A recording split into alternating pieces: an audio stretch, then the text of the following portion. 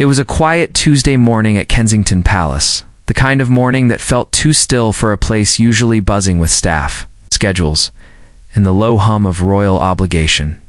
The children had been dropped at school early. The household was settling into its routine, and Prince William had just returned from a brief meeting with his private secretary about an upcoming overseas visit. He loosened his tie as he walked through the long corridor that connected the formal reception rooms to the private wing of the palace.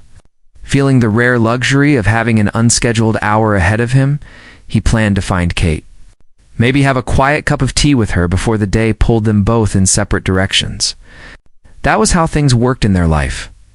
Moments of genuine togetherness had to be carved out deliberately, protected from the calendar.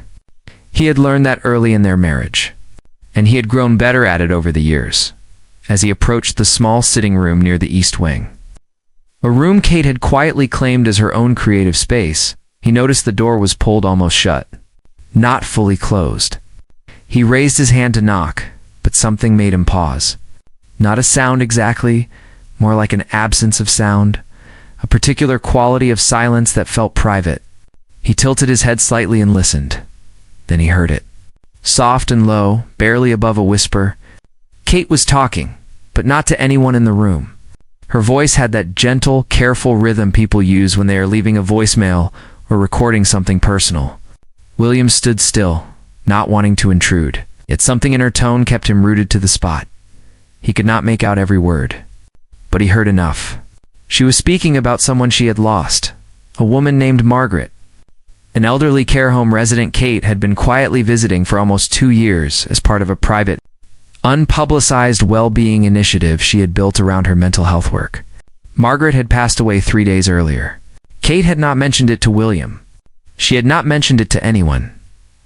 William stepped back from the door and leaned against the corridor wall, closing his eyes for a moment. In the years he had known Kate, through university, through courtship, through the extraordinary pressure of public life, through the joy and exhaustion of raising 3 children inside the machinery of the monarchy, he had always known she carried things quietly. She had a private interior life that ran deeper than most people realized. She felt things profoundly, but rarely performed that feeling for anyone. She processed grief the way she processed most things, alone.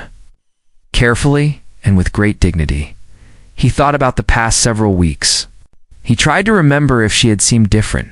More subdued perhaps, a little more tired behind the eyes. He thought she had. He had assumed it was the cumulative weight of the season, a heavy public schedule. Some ongoing conversations with the palace about shifting responsibilities, the usual negotiations of their complicated lives. He had not looked closely enough. That realization sat uncomfortably in his chest, inside the room. Kate sat at the small writing desk by the window, a notebook open in front of her. She had not been recording anything. She had simply been talking quietly to herself, the way she sometimes did when she needed to organize her thoughts before writing them down. It was a habit she had developed during the difficult years following her cancer diagnosis and treatment, a way of staying connected to her own feelings when the pressure to appear composed made it easy to lose track of them. Margaret had been 83 years old. She had been a retired schoolteacher with no living family nearby. Kate had first met her during a visit coordinated through a charity supporting isolated elderly people. And something about the woman's sharpness, her dry humor and her complete lack of interest in who Kate was, had drawn Kate back again and again. Margaret had never made a fuss over her. She had simply talked to her like a person, asked her questions about her children, disagreed with her opinions on gardening, and once, memorably, fallen asleep mid-conversation while Kate was describing a trip to Wales. Kate smiled at that memory now, even as her eyes stayed wet. She picked up her pen and began to write in the notebook. Not formally, just thoughts, fragments, things she wanted to remember about Margaret, before they faded the way all memories eventually did. She did not hear William in the corridor. She did not know he was there, standing very still, his hand pressed flat against the wall, feeling the weight of everything she was carrying without him. He made a decision in that moment. He would not walk away and pretend he had not been there. He would not bring it up clumsily over tea and make her feel observed. He would find the right way, the careful, considered way she deserved to let her know she did not have to carry this alone. That was what he could offer her, that no title, no palace, no public role could ever provide.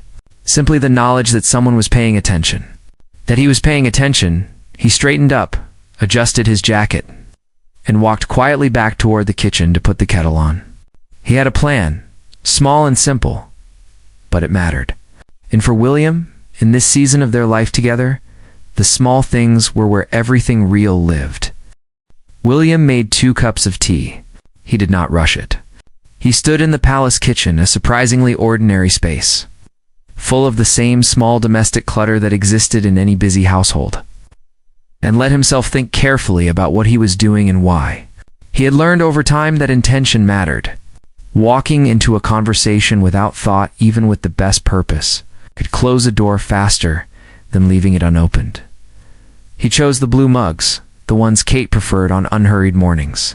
He added a small plate of the plain biscuits she kept in the far cupboard, the ones she never offered to guests but always reached for when she was tired. These were the kinds of details that accumulated quietly in a long marriage, the small archive of knowing someone completely. He picked up both mugs and walked back down the corridor. This time, he knocked. Properly before pushing the door open, Kate turned from the desk. Her notebook was closed now, her expression composed in the way she composed herself so quickly, and so naturally that most people would have seen nothing at all. But William had spent too many years watching her face to miss the slight redness still sitting at the edge of her eyes, or the particular way she was holding her shoulders. Braced just a fraction higher than usual, he said nothing about any of it. He simply held up the mugs and raised an eyebrow, and she smiled, a real smile, not a managed one, and nodded. He set one mug in front of her on the desk and settled into the small armchair near the window, wrapping both hands around his own cup. For a moment, they sat in comfortable silence, the kind that had taken years to build. Kate looked at him. She had not expected him to be here at this hour. She had thought she had the morning to herself. He asked about her notebook. Not about what was in it, not pushing anywhere she had not opened. Just a general and easy question. Was she working on something for the initiative, or just thinking things through? His tone was light. It gave her a way in if she wanted one, and a way to deflect if she did not. She looked down at the closed notebook for a moment. Then she told him about Margaret. It came out slowly at first. In the practical details, the charity visit, the care home on the edge of the city. The woman who had been a teacher for 40 years and who had wanted nothing more than conversation in her final years. Kate described the routine of the visits, the tea trolley that always arrived late. The particular chair Margaret insisted on sitting in because it caught the afternoon light correctly. She described the last visit 3 weeks ago, when Margaret had been tired but talkative, asking after George and Louis and Charlotte by name, wanting to know whether Charlotte had learned to ride a bicycle properly yet as she talked. Something in her posture shifted. The held-up shoulders dropped. The carefully managed composure gave way to something more honest, not falling apart, but simply being real in a way she allowed herself very rarely. She told him that Margaret had passed on a Saturday morning, that the care home had called the charity coordinator, who had passed the message along, that Kate had been at a formal engagement that afternoon, smiling and shaking hands, and saying the right things to the right people, and had carried the news inside her the entire time without showing a single trace of it. William listened without interrupting. He had learned that too, the particular discipline of listening completely, not preparing his response while she was still speaking, not reaching for solutions before she had finished. He simply received what she was saying, let it land, and stayed present. When she finished, the room felt a little lighter. That was how it worked, William had come to understand. Not that speaking solved anything, but that silence around grief had a weight, and sharing it reduced that weight even slightly. Even between two people who both already understood loss better than most, he asked if she had told anyone else. She shook her head. He nodded slowly, not in judgment, in recognition. Of course she had not. That was how Kate moved through hard things, quietly, internally, keeping the public surface smooth, while privately doing the harder work of feeling. He told her that he was sorry about Margaret. He said it plainly, without ceremony. Then he said something that caught her off guard. He said that the fact that Kate had kept going back, visit after visit for nearly 2 years, without any publicity and without any expectation, was one of the things about her that made him proudest. Not the public work, not the speeches or the initiatives, or the careful navigation of royal duties. This a woman she had met once and decided mattered. Kate looked at him for a moment without speaking. Outside the window, the palace garden was gray and quiet, the trees still bare from the winter just ending. She felt something loosen in her chest, some tightness she had not fully registered until it eased. She picked up her tea. He picked up a biscuit. They sat together for another half hour, talking about nothing in particular, the children's half-term plans, a film George had become obsessed with, whether the garden needed attention before spring properly arrived. The conversation moved easily, warmly, as it always did when they were simply themselves together, without the weight of everything else pressing in. But underneath all of it, something had shifted. Something that had been sealed quietly shut was now gently open, and William had been the one to wait patiently at the door until she was ready to let him through. 2 days after the morning in the sitting room, William made a phone call. He did not tell Kate about it straight away. It was not a secret, more of a quiet intention he wanted to complete before he shared it. He called the charity coordinator who had passed along the news of Margaret's passing, a softly spoken woman named Helen, who ran the elderly well-being program that had first connected Kate to the care home. He introduced himself simply, without title or formality, and asked about Margaret. He asked whether there had been a funeral arranged who had attended, whether anyone from the care home had spoken at it. Helen was surprised, then moved. She told him the service had been small, a few staff from the care home, the charity's regional director, and 2 other volunteers who had known Margaret over the years. She told him there had been no family. She told him the service had been quiet and kind, which was what Margaret would have wanted. William asked if there was anything still to be done. A grave that needed flowers, a memorial that had not yet been finalized, some practical thing left incomplete. Helen paused, then said that the care home was hoping to place a small framed photograph of Margaret in their memory. Corridor, a wall they maintained for residents who had passed, but they had not yet found a photograph that felt right. Most of the pictures they had were from Margaret's younger years, formal and distant. They wanted something that looked like her as she had actually been in her final years. Present, alive with expression, herself. William thanked Helen and ended the call. He sat quietly for a moment, then went to find Kate. He told her about the call. He told her about the photograph. He asked, without pressure, whether she might have anything from her visits. She had occasionally brought a small camera on personal engagements, part of her own documentation of the work she found meaningful, never for public use. Kate went still.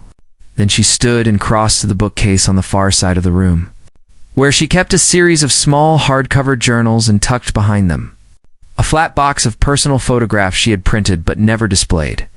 She went through them carefully. William stood nearby, watching her hands move through the stack of images. Near the bottom, she stopped.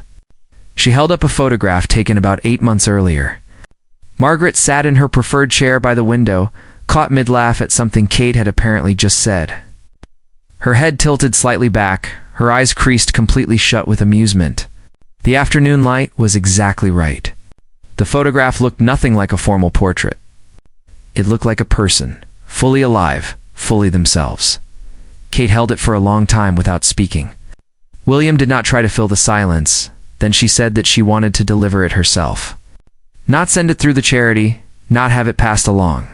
She wanted to go to the care home, hand it over in person, and see the memory corridor where it would hang. William nodded.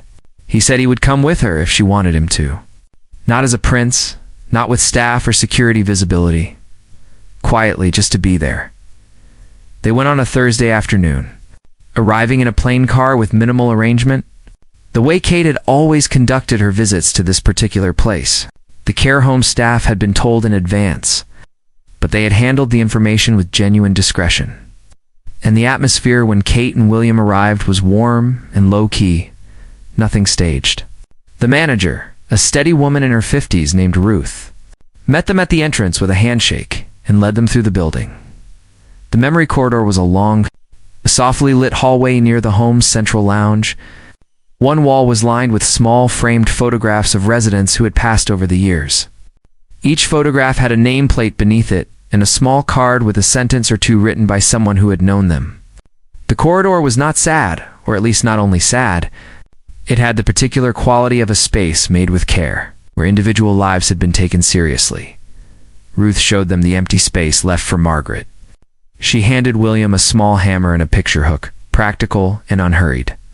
As if this were simply the next step in an ordinary task, Kate held the photograph as William fixed the hook to the wall. Then she placed it herself, adjusting it slightly until it sat level and right. She stepped back and looked at it. Margaret mid-laugh, the afternoon light warm behind her, the chair she had loved. It was exactly right. One of the care workers. A young man named Daniel, who had known Margaret well, came to stand beside Kate for a moment. He looked at the photograph and said that it was perfect, that it was her, that he was glad someone had caught her like that. Kate thanked him, and her voice was steady. But William, standing just to her left, saw her press her fingers briefly together at her side. They stayed for almost an hour. They walked through the lounge and spoke with several residents, without agenda or arrangement, simply present and unhurried. An elderly man named Arthur showed William a chess problem he had been working on for 3 days. A woman named Vera asked Kate whether her children liked Brussels sprouts and told her firmly that they should. By the time they left, the gray afternoon had softened into early evening. Kate was quiet in the car, looking out the window as the city passed by. William did not ask her how she was feeling. He reached over and placed his hand over hers on the seat between them, and she turned her hand over and held it. They stayed like that for the whole drive home. The visit to the care home stayed with both of them in different ways. For William, it clarified something he had been trying to articulate for a while. Something about the nature of the work Kate did and why it mattered so deeply to her. He had always known she was committed, that her focus on mental health and early childhood development and community connection was not a performance of purpose, but genuinely held. But watching her in that corridor, placing that photograph with her own hands, speaking to Arthur about chess and to Vera about Brussels sprouts without a single trace of self-consciousness or performance, he understood something more completely. She did not do this work to be seen doing it. She did it because the alternative, which was to move through the world at a comfortable distance from its harder realities, was not something she could accept. He thought about that a great deal in the days that followed. For Kate, a visit had released something. Not entirely and not permanently, grief did not work that way. She knew that better than most, but the particular pressure of carrying Margaret's death in silence had eased. There was something clean about having placed the photograph herself, about having seen the space where Margaret's image would now live alongside. The others who had spent their final years in that building, she had honored it properly. She could move forward from it without feeling she had simply set it down and walked away. She threw herself back into her work in the weeks that followed, but differently than before. She had been in conversations with her team about expanding the elderly isolation strand of her well-being initiative. It was an area she had entered quietly and found unexpectedly powerful, and she believed it deserved more formal structure and public visibility. She had been cautious about timing. Now she felt ready to move. She sat with her private secretary and her communications lead for a full morning, working through what a more visible program might look like. What partnerships made sense, how to frame it in a way that was honest about what it was.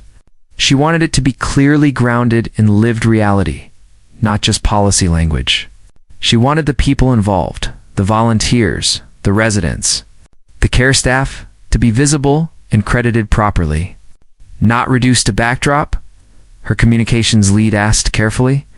Whether Kate would be willing to speak publicly about the personal dimension of the work, not in detail, not in a way that exposed what had been private, but enough to make the case authentically. Kate considered this for a long time. Then she said yes. She said that if talking about what she had experienced could persuade one more person to volunteer an afternoon, a week to sit with someone who had no one to sit with them, then it was worth it. William heard about the meeting that evening when the children were in bed and the house was quiet. Kate walked him through the outlines of what they had discussed, the structure they were building, the partnerships they were approaching. He listened, asked a few careful questions, offered a thought or two about timing given the broader calendar. But mostly, he just listened. Because she was clearly energized, clearly certain, and what she needed from him in that moment was not direction but attention. At one point she paused and said, almost to herself, that she kept thinking about something Margaret had said during one of the earlier visits. Margaret had asked her why she came, why she kept coming back when she was so busy with everything else.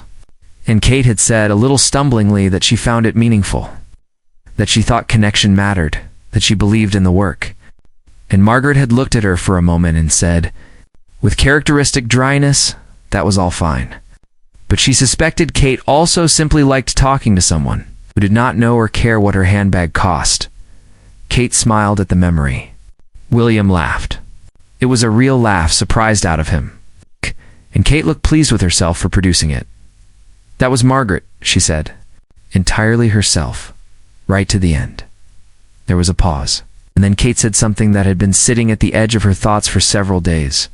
She said that she had been thinking about what William had told her, that he was proudest not of the public things, but of the quiet, repeated unwitnessed choice to keep going back. She said it had stayed with her, that it had made her think about how rarely she heard that kind of thing.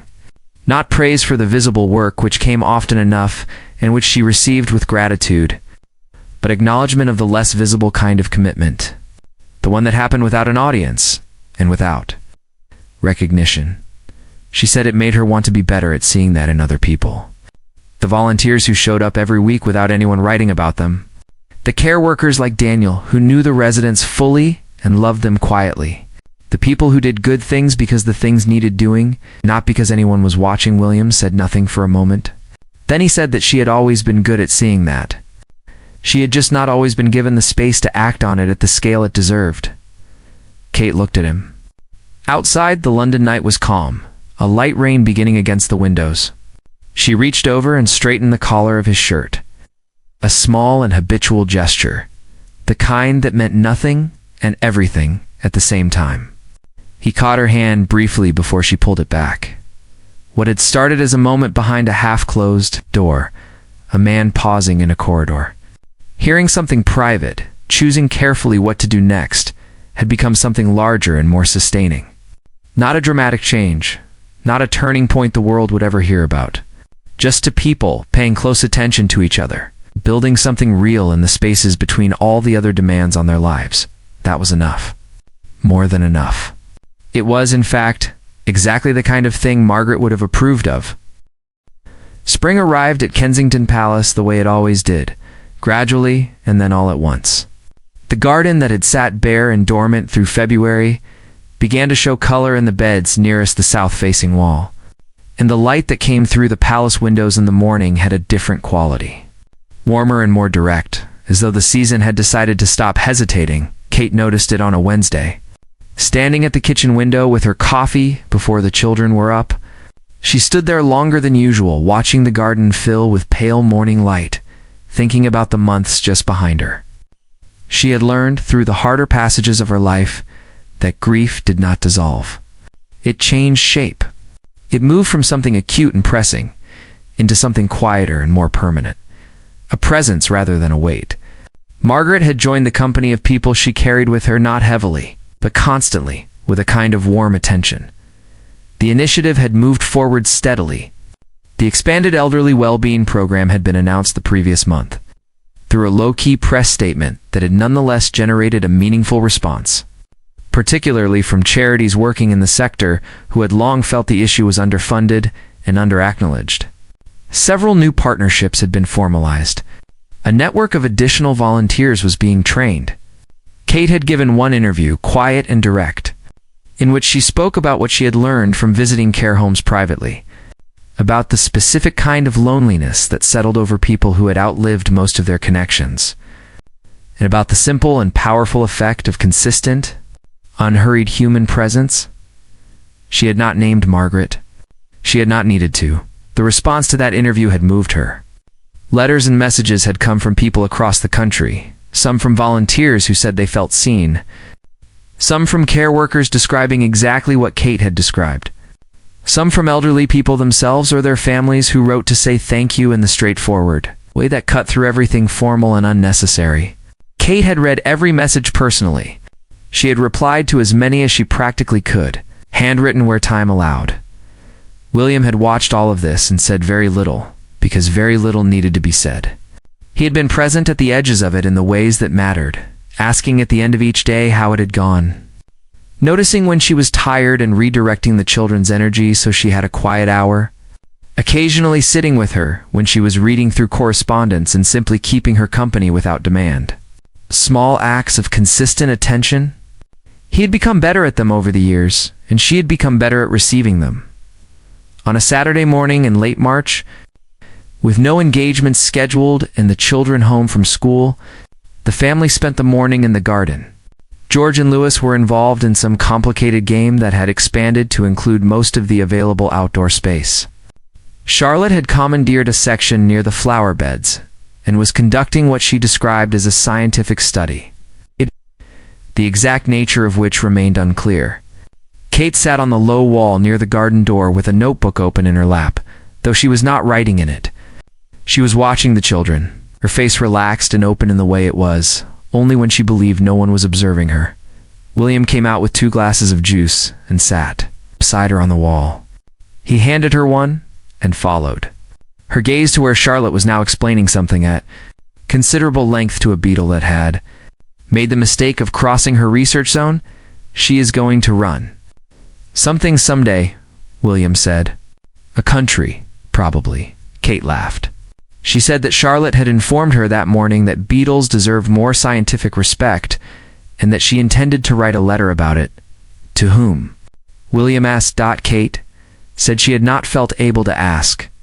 They sat together in the cool spring sunshine, their shoulders touching, watching their children move through the garden with the complete freedom and absorption of people who had not yet discovered that the world required them to be anything other than themselves.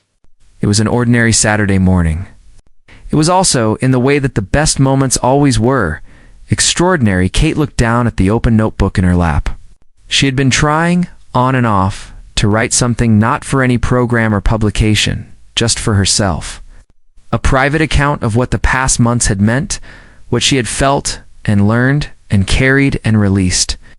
She had not been able to find the right starting point. Everything she wrote felt either too small or too large for what she was trying to say.